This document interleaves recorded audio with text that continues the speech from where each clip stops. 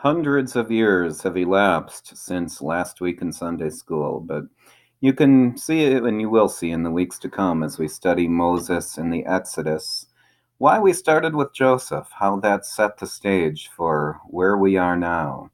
Joseph and his family settled in Egypt, and they stayed there for several generations. They stayed in Egypt, and as the years went on, and the memories of Joseph faded from the minds of the Egyptians. One day, the new leader of Egypt looked around and said, "What are all these Hebrews doing in our country? Well, as long as they're here, let's make the most of it. Let's put them to work, make them serve us." And there was also a little bit of fear. There's so many of them that what if they decide they want to take over our nation? And so the people who are descended from Jacob, also known as Israel, the people that would one day come to be known as the nation of Israel, are enslaved in the nation of Egypt. Israel, for what it's worth, the first time that word appears in the Bible, it is a name given to Jacob. After Jacob wrestles with with Jesus, actually, the pre-incarnate Christ, the Lord looks at Jacob and says, "I'm going to give you a new name, Israel." And Israel can actually mean a couple of things. One of the meanings is one who wrestles with God and wins. Also, it's a princely title, and so Jacob and Israel are names that, from that point on in Scripture, are interchangeable. And so, of course, Jacob had 12 children, a lot of descendants after that. These descendants of Jacob also came to be known as the descendants of Israel, or the children of Israel, or for the sake of brevity, Israel. And so that's where the name Israel, originally given to one guy, becomes the name for a nation. Actually, if you go back and look at some of the scriptures and genealogy, there was actually a guy named Egypt, and the nation of Egypt actually was descended from him. Moab, Ammon, a lot of nations in the ancient world were actually named after their ancestor, their specific ancestor. We'll see in the tribes of Israel as well, they're named after descendants of Israel. But anyway, long story short, you get to Exodus chapter 1, and hundreds of years have passed, and now God's people are enslaved. It's still not enough for the Egyptian ruler who, I didn't check my notes. I might have mentioned I took a class on Egypt last year. We're pretty sure we've got it narrowed down to one of two possibilities who this particular pharaoh was who made this order. Although you'll have to Google it if you're interested, because that knowledge has escaped me. But the point is, we've got real historical figures. This is not some made-up king. This is an actual person, flesh and blood, who lived in Egypt a long time ago, who makes this decree that we're going to start killing the infants of the Hebrews, the infant boys anyway, because we're afraid of them getting too powerful. And so they take on this really awful campaign to wipe out newborn Hebrews. And then we get the really neat story of how Moses escaped this gross purge of little babies. How Moses is set adrift in the Nile River, his sister, his big sister Miriam, watching from a distance. How he's found by the Egyptian princess, who brings him to the palace, raises him in the royal household. And not only that, his own mother becomes his nurse, as Miriam spies this, and when she sees what has happened, she runs up and says, "Hey, would you like a Hebrew woman to nurse this baby?" Just a really neat story that does show us God's guiding hand and how he came to protect the infant Moses, because he had some important things he was going to do through Moses. Let's cut right to the chase. Our comparisons. Like, where's Jesus in this story? Where do we see Christ? Well, when Jesus was born, King Herod ordered a purge of the infants of Bethlehem. Again, a purge which is sadly carried out in his name. So we see already in the time of their birth, Moses and Jesus both, there's an evil king who wants them dead. And yet God works out a plan to save both the infant Moses and later the baby Jesus from their fates. There is perhaps a bit of a comparison in the humility that Jesus, born in a stable, born laid to rest, or laid to rest in a manger, and Moses, who is put in this little basket. Interestingly enough, this container that the baby Moses was put into. Hebrew word used in Exodus is the same Hebrew word used in Genesis for, wait for it, Noah's Ark. Same thing. Noah was in a big boat. Moses was in a really tiny little boat. But in both cases you have God saving his chosen person by putting them in an ark of some sorts and giving them safety from the waters around them. We see a comparison there in what God does in the Christian church. The church is the ark today. The church is the basket that we are put into. And also the waters that can destroy also are waters that save. And Moses, eventually, this river does prove to be a salvation for him. He is saved when some Egyptian people go to the river, and we are saved through the waters of baptism. So Moses is saved. Moses is brought up in the palace. So what we have here is God's chosen one being put right under the nose of God's enemies. God's chosen one in disguise, incognito. I guess they knew that Moses was a Hebrew baby, but they didn't know really who he was. They didn't know his own mother was right there to take care of him.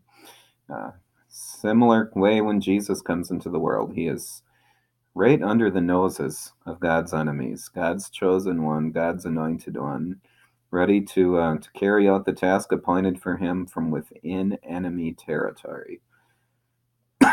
So those are a couple of the similarities, and we will see more as Moses goes on. As we get more into the life of Moses, we'll see some similarities between him and Christ. What does this story tell us about God? Now, here, this is maybe the coolest part of this lesson, and one to really emphasize for the kids. Sometimes we study these Sunday school stories, these great miracles, these awesome things that happen, and say, yeah, wouldn't it be nice if we could see some of this stuff today? This really dramatic stuff, sick people being healed, demons being exorcised. Although, you might not want to see some of those things, but actually, if you read the account in the New Testament, a lot of times disciples would see Jesus do a miracle after, he calms the storm. They're like, okay, we're afraid. Maybe it's better to not see some of that stuff sometimes. But for kids especially, it's going to be a question like, where's God? I mean, if this is the God we read the Bible, and we see a God who does miraculous things, where's that God now? It's helpful to look at this story, and we have, for the course of 400 years, no miracles, nothing special, nothing fancy, nothing out of the ordinary. Now, in a little bit, we're going to get the Red Sea split. We're going to have the plagues a little before that. We're going to have some major stuff happen. But for over 400 years, nothing out of the ordinary happens. 400 years is a really long time. Now, I have an outside chance, maybe not an outside chance, if I take care of myself. If I get to 98 years old, if I live to 98, I will see, what are we, 18, 19, 20, I will see the 300th anniversary of our country. Yeah, our country has been around for a lot less time than that 400-year time period. When what is happening? Where's God? Well, you know what God is doing? He is building up a nation. Now, you read this text, you read about the ways that the Hebrew people are multiplying. Do you think this is just a coincidence? Do you think this is random nature taking its course? Or do you think God is at work blessing this people to grow their numbers? The story of Moses, we clearly see God's hand at work, right? But here's the point. When it looks like God isn't doing very much, it looks like he's distant, there's nothing dramatic happening. Guys, God is at work.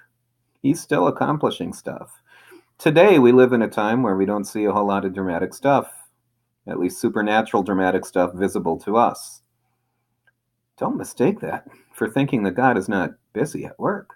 What is he doing? Well, actually, the same thing he was doing for the Hebrew people. He's growing his nation. He's growing them so that one day they will be powerful enough to go into the promised land and just take over.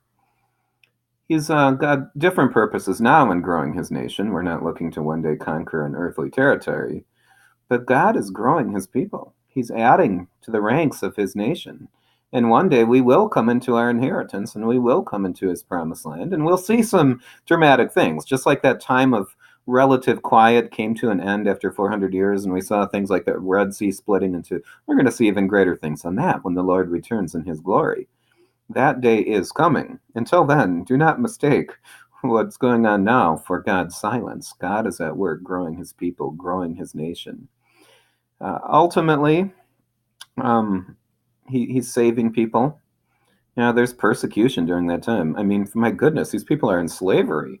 Another reason to look and say, well, is God really? It looks like God's enemies are more powerful than God's anointed. Let's not mistake this. God is at work, and he's working things out in his timing. You may know the verse: 1,000 days, 1,000 years is like a day for God, and a day is like 1,000 years. So we're talking 400 years is like 40% of a day. That's how long it was in God's eyes. So he works things out in his time. So what does the story tell us about God and his mercy? He is at work, accomplishing his purposes, even if it doesn't always look like it. Also, one of the themes we see over and over in Scripture, and I talked about this with Joseph: reversal of fortune. God takes humble people and he exalts them. God takes exalted people and he humbles them. So we saw this with Joseph, right? Thrown in a pit, becomes the leader of Egypt. We're going to see it with Moses. Actually, we're going to see it cycle through with Moses. He is born in humility with a death sentence on his head. He is put in a river in a little basket, and then he grows up in the palace. So what an example of someone in humility being exalted. As we go on, we are going to see Moses humbled.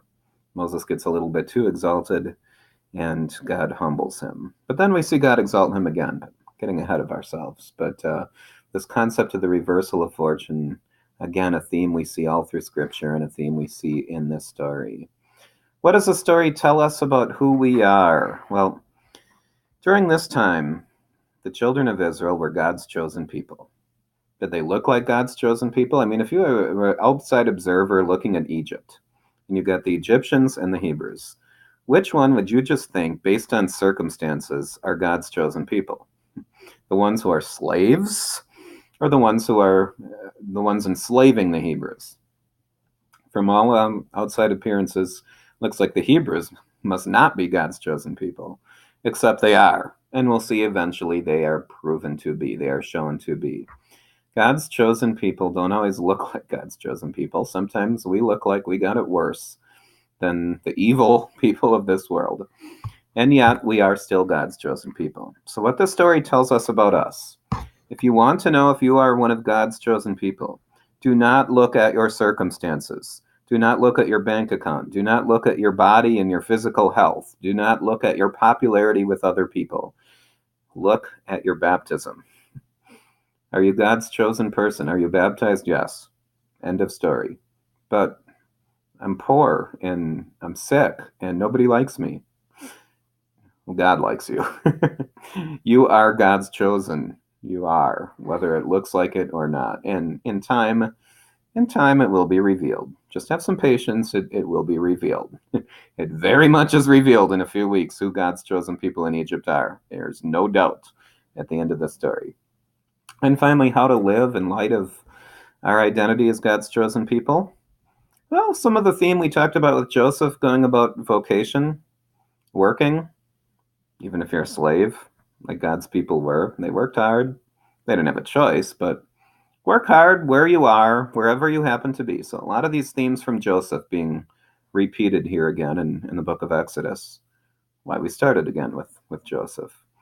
There is a little bit of a fascinating kind of subplot here in terms of the midwives in this story. The Hebrew midwives who are told by orders of the Pharaoh to kill the newborn babies of Israel, and the midwives don't.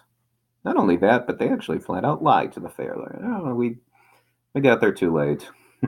Isn't that interesting? Here we have. Yeah, is it ever okay to lie? Yeah, well, you look at that text. Like, well, maybe I'm sinning by lying here, but I live under grace. Like Martin Luther once told Philip Melanchthon, when you got a moral dilemma and you might sin either way, he says to Philip, "Sin boldly, Philip. You live under grace." Now that don't misinterpret that. Don't mean, well, I can just do whatever I want. No, no. It's like when you're confronted with a moral dilemma and you either have to lie or kill somebody, lie. And ask God for forgiveness. You live under grace.